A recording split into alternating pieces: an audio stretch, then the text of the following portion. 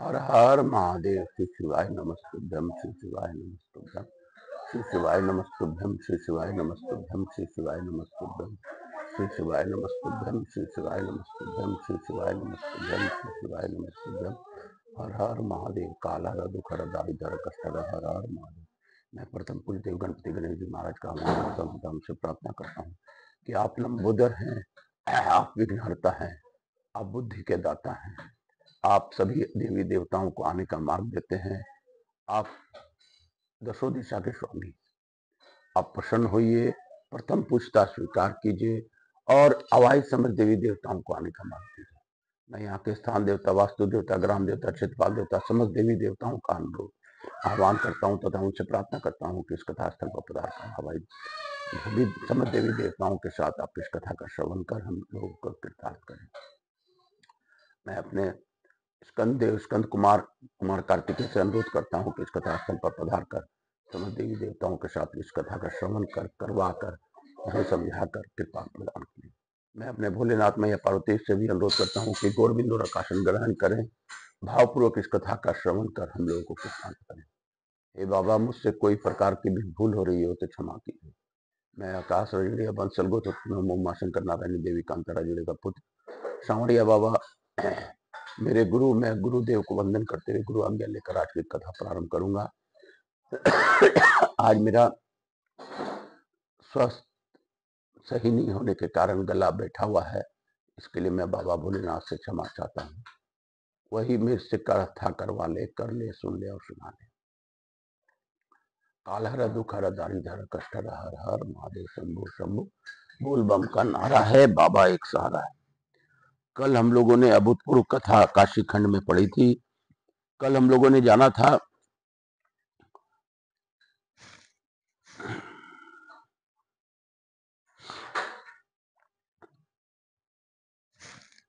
36 मात्रा वाले प्राणायाम के द्वारा विषाद पर विजय पावे, इससे योगी का प्राणायाम सिद्ध हो जाता है। बोलो शंकर भगवान की जय। आज हम लोग आगे की कथा की ओर बढ़ेंगे। काशी काशी शिव काशी मोक्ष नगरी काशी की जय। क्रमशः सेवन करने से सिद्ध हुआ परंतु जहां योगी की इच्छा होती है वहां उसे ले जाता है। प्राणवायु को यदि हठ पूर्वक रोका जाता है तो वह रोम कुपों के मार्ग से निकल जाता है, देह को विदीर्ण करती है और कोढ़ आदि रोग पैदा कर देती है।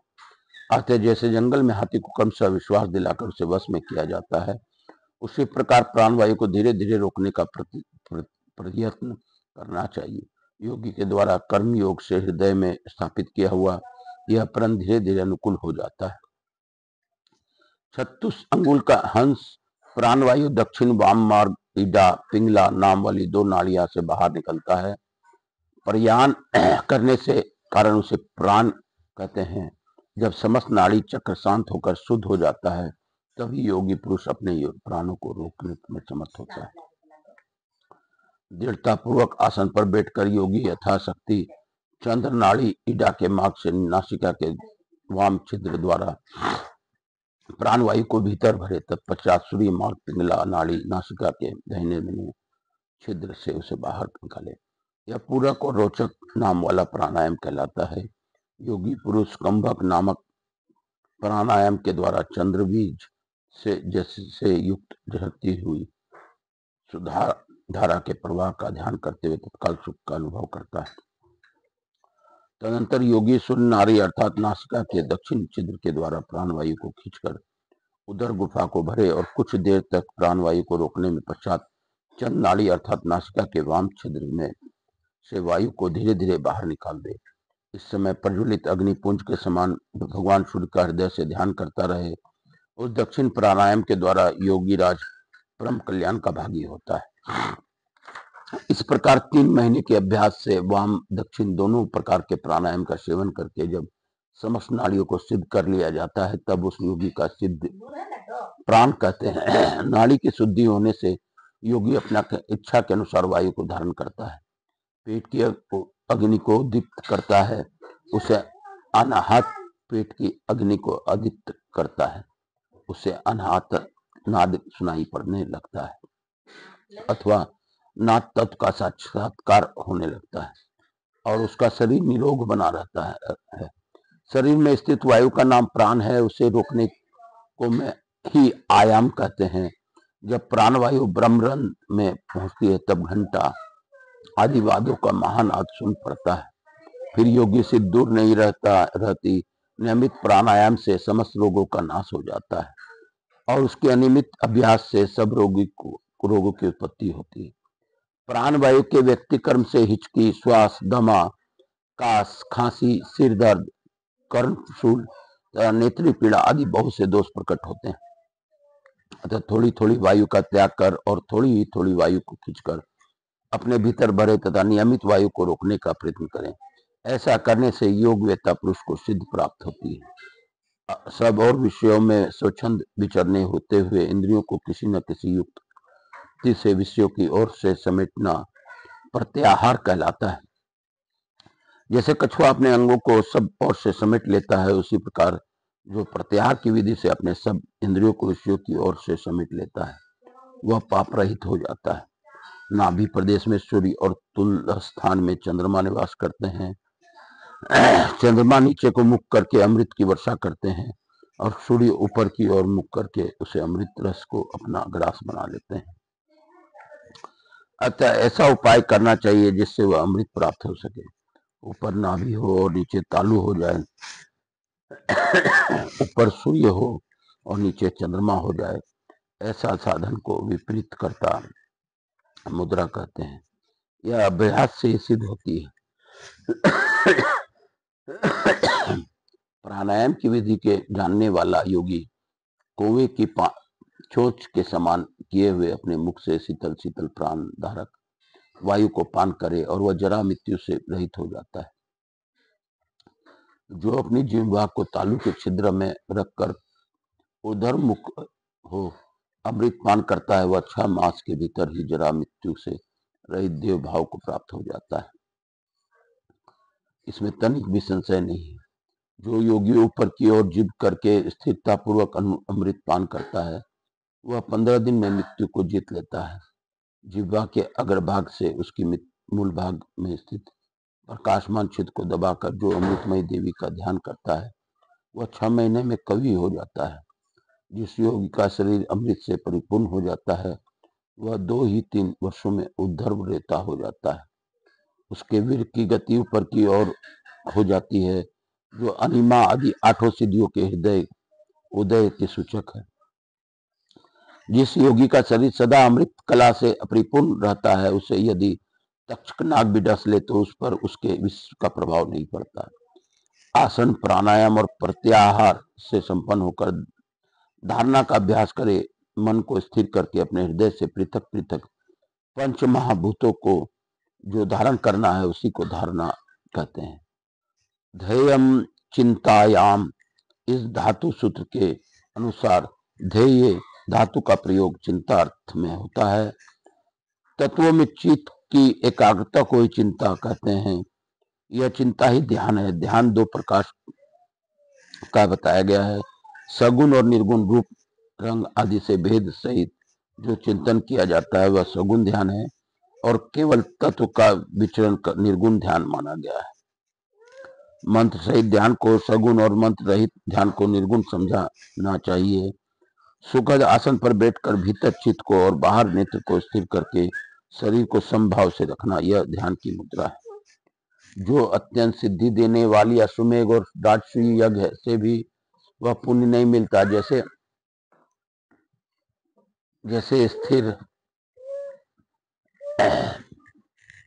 जैसे स्थिर आसन वाला योगी पुरुष एक बार ध्यान करके पा लेता है।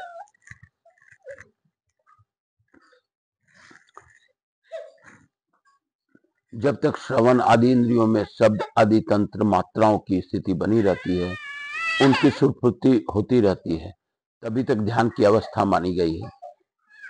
इससे आगे समाधि है।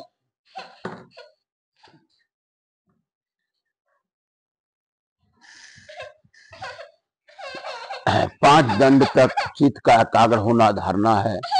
60 दंड तक चित्त एकाग्र हो तो उसे ध्यान कहते हैं और यदि 12 दिनों तक मन ध्येय वस्तु के एकाग्र रहा तो उसे समाधि कहते हैं।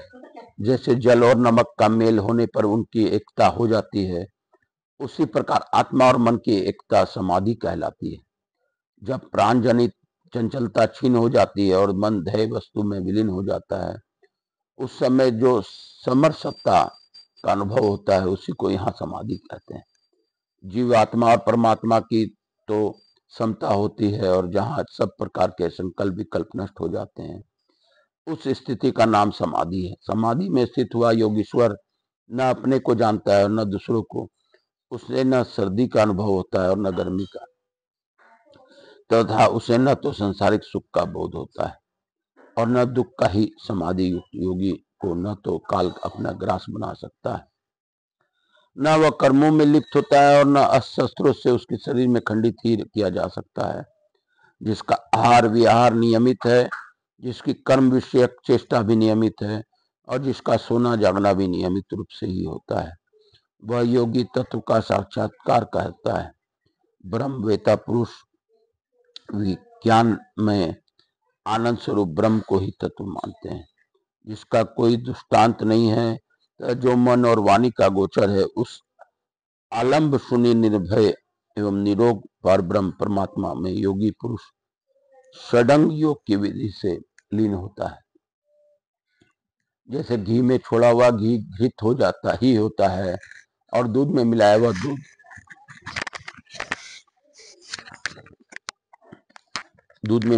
दूध हो जाता है, उसी प्रकार योगी ब्रह्म में तन्मयता को प्राप्त होता है। योगी विभूति आदि जलहीन वस्तुओं से शरीर मर्दन करे, गर्म जल और नमक को त्याग दे और सदा दूध का ही आहार करे, ब्रह्मचर्य का पालन करे, क्रोध और लोभ को जीते तथा किसी से भी द्वेष न करे। इस प्रकार 1 वर्ष तक निरंतर अभ्यास करने से मनुष्य योगी कहलाता है। जो महामुद्रा, खेचड़ी मुद्रा, उडियान बंद, जलंधर बंद और मूल बंद को जानता है, वह योगी योग सिद्धि का भागी होता है। पूरक, कुंभक और रेचक नामक प्राणायाम से नाड़ी समूह को शुद्ध करना और चंद्र तथा सूर्य नाड़ी, ईडा और पिंगला के जोड़ना तथा विकार के हेतुभूत रसों को भाली भांति सुखाना, इसको महामुद्रा कहते हैं। बाएं पैर से जनेन्द्रिय को दबाकर अपने ठोड़ी को वक्ष स्थल पर रखें और दोनों हाथों से फैले हुए दाहिने पैर को देर तक पकड़े रहें। फिर प्राणवायु से अपने उदर को प्रण करके धीरे धीरे उसे देर तक बाहर निकालें। यह महामुद्रा बताई गई है जो बड़े बड़े पापों का राशि नाश करने वाली है। इस प्रकार ईडा नाड़ी द्वारा प्राणायाम का अभ्यास करके फिर पिंगला नाड़ी में उसका अभ्यास करें। जब पूरक आदि का संख्या समान हो जाए तब मुद्रा का विसर्जन करें। इनका अभ्यास हो जाने पर योगी के लिए प्रथ और अपथ्य का विचार नहीं रह जाता है। उसके लिए सभी विकारोत्पादक रस नीरस हो जाते हैं। भयानक विष भी पिए हुए अमृत की भांति पच जाता है। जो महामुद्रा का अभ्यास कर लेता है उसके क्षय, कोढ़, बवासीर, वायु गोला और अर्जिन आदि रोग नष्ट हो जाते हैं। यदि उलट कर गई हुई जिह्वा कपाल के छिद्र में प्रविष्ट हो और दुष्टि दोनों भुवों के बीच में स्थिर रहे तो खेचड़ी मुद्रा होती है। जो खेचड़ी मुद्रा को जानता है वह बाण समूह से पीड़ित नहीं होता है और न कर्मों में ही लिप्त होता है। उसके काल की बाधा नहीं हो सकता। उसके चित्त आकाश में विचरता है और जिह्वा भी आकाशगत होकर चलती है। इस शेष मुद्रा का नाम खिचड़ी है। सिद्ध पुरुषों ने उसका सेवन किया है। शरीर में जब तक बिंदु स्थित है तब मृत्यु का भय कहाँ से होगा, और जब तक खिचड़ी मुद्रा बंधी होती है तब तक बिंदु बाहर नहीं जाता। महापंची महाप्राण दिन रात उड़ता रहता है, उसी को इस मुद्रा द्वारा बांधा जाता है। इसलिए इसका नाम उड्डीयान बंद है।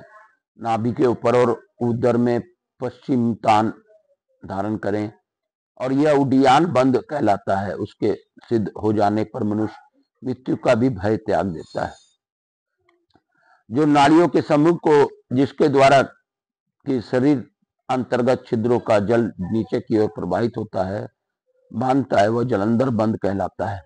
जो कंठ के होने वाले दुखद समुदाय का नाश करने वाला है, कंठ को संकुचित करके किए जाने वाले इस जलंधर बंद के सिद्ध होने पर ललाट और तालुवर्ता चंद्रमंडल में स्थित अमृत उदर की अग्नि में नहीं गिरता, वायु का भी प्रकोप नहीं होता। दोनों एड़ियों में लिंग को दबाकर और अपान वायु को ऊपर की ओर खींचकर गुद्दा को संकुचित करें, इस मूल बंद कहते हैं। मूल बंद का सतत अभ्यास करने से अपान और प्राण वायु की एकता होती है, मलमूत्र का नाश होता है और वृद्ध पुरुष भी तरुण हो जाता है। प्राण और अपान वायु के वश में होकर चंचल हुआ जीव इडा और पिंगला नाड़ी के द्वारा नीचे ऊपर दौड़ता रहता है। वह कहीं स्थिर नहीं हो पाता, जैसे रस्सी में बंधा हुआ पंछी कहीं उड़कर जाए तो भी उसे पुनः अपने समीप खींच लिया जाता है। उसी प्रकार तीनों गुणों में बंधा हुआ जब जीव प्राणायाम के द्वारा खींचा जाता है, अपान प्राण और प्राण अपान की ओर अपनी ओर खींचता है, ये दोनों ऊपर स्थित है। योगवेता पुरुष इन्हें परस्पर संयुक्त कर देता है। श्वास हकार की ध्वनि के साथ बाहर निकलती है और सकार की ध्वनि के साथ पुनः भीतर प्रवेश करता है। इस प्रकार जीव सदा हंस हंस इस मंत्र का जप करता रहता है। दिन रात में 21,600 बार श्वास का आना जाना होता है।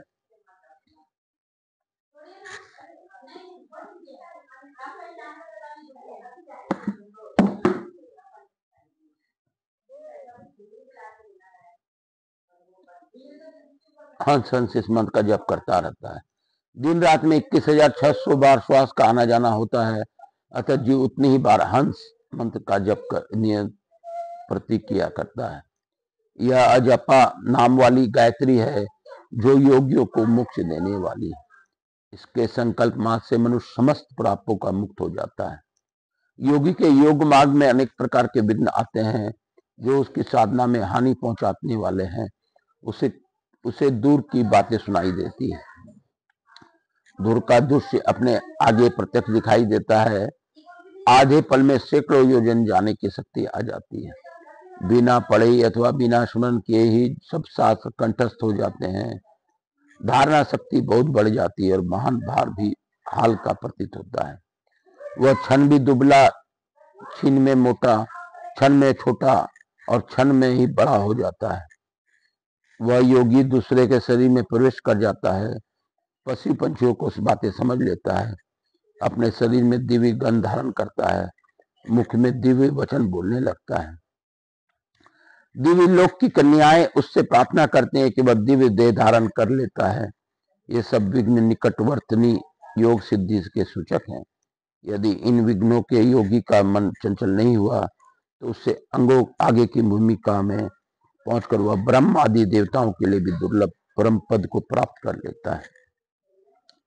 अगस्त जी, जिसे पाकर मनुष्य पुनः इस संसार में नहीं लौटता और जिसकी प्राप्ति होने पर शोक से सदा के लिए छुटकारा मिल जाता है, उस पद को योगी षडांगी योग की साधना से पा लेता है। परंतु इंद्रियों की वृत्ति चंचल होने से कलयुग में पाप बढ़ने के थोड़ी आयु वाले मनुष्यों को यहाँ योग का महान अभ्युदय कहाँ प्राप्त हो सकता है। इसलिए करुणासागर भगवान विश्वनाथ जीवों को महोदय पद प्रदान करने के लिए काशीपुरी में विराजमान है। जीव काशी में जिस प्रकार सुख से केवल ये प्राप्त कर लेते हैं, उस प्रकार अन्य किसी स्थान में योगी युक्ति आदि उपायों के द्वारा भी नहीं पा सकते हैं, क्योंकि काशीपुरी में अपना शरीर का संयोग करा देना ही उत्तम योग बताया गया है। इस संसार में दूसरे किसी योग के द्वारा मनुष्य की सिद्ध मुक्ति नहीं होती है। बोलो काशी विश्वनाथ की जय। बोलो काशी काशी शिव काशी मोक्ष नगरी काशी की जय। मोक्ष नगरी काशी की जय। काल हर दुख हर दारिद्र कष्ट हर हर हर महादेव शंभु शंभु। बोल बम का नारा है, बाबा एक सहारा है। बोलो बम बोलो बम बोलो बम बोल बम। मेरे भोलेनाथ की दया है कि मैं अस्वस्थता होने पर भी मैं यह पाठ कर पाया, या मेरे बाबा की इच्छा से ही हो सका। नहीं तो मेरे में क्षमता नहीं है कि मैं कुछ भी कर सकूं। बाबा भोलेनाथ अगर चाहते हैं तभी मैं जप इत्यादि कर सकता हूं, पाठ कर सकता हूं। मेरे में कोई क्षमता नहीं है। मैं शिव अर्पण करता हूँ और शिव अर्पण करने के उपरांत यही है कि लघु आरती करते हुए आज की कथा को यहीं पे विराम दूंगा। इस अध्याय के पूर्णता के साथ, काशी खंड के अद्भुत संगम के साथ, काल हरा दुख हरा दारिद्र कष्ट हरा हर हर महादेव। कपूर गौरम करुणावतारम संसार सारम भुजगेंद्रहारम सदा वसंतम हृदयारविंदे भवानी सहितम नमामि। श्री राम जय राम जय जय राम, प्रभु राम श्री राम जय राम जय जय राम, श्री राम जय राम जय जय राम। यहाँ के स्थान देता, वास्तु देता, ग्राम देता, चित्पाल देता, समय देता, मातृ देवी व पितृ देव समस्ताभ्यो नमो नमः। स्कंद पुराणाय नमो नमः, स्कंद पुराण भक्ति वत्सलाय नमो नमः। हर हर महादेव। शीतलीकरण अहम करिष्येत। हर हर महादेव, हर हर महादेव। शंभो शंभो बोलबम का नारा है, बाबा एक सारा। हर हर महादेव, हर हर शंभो शंभो शंभो शंभो शंभो। हर हर महादेव, हर हर महादेव। काल हर मत देवी व पितृयों को सब पितृ देवताभ्याम नमो नमः। मैं प्रथम पूज्य देव गणपति गणेश जी महाराज, लक्ष्मी जी महाराज, रिद्धि सिद्धि शुभ लाभ कुबेर जी महाराज से अनुरोध करता हूँ कि आप हमारे यहाँ निवास रहकर अखंड कृपा बनाए रखें। आवाज समझ देवी देवताओं से अनुरोध करता हूँ कि आप सभी लोग को आशीर्वाद प्रदान कर अपने स्थान को गमन करें। पुनः बुलाने पर पधार कर आशीर्वाद प्रदान करें।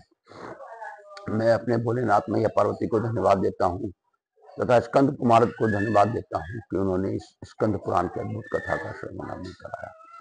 प्राण को वह किस प्रकार रोकना है और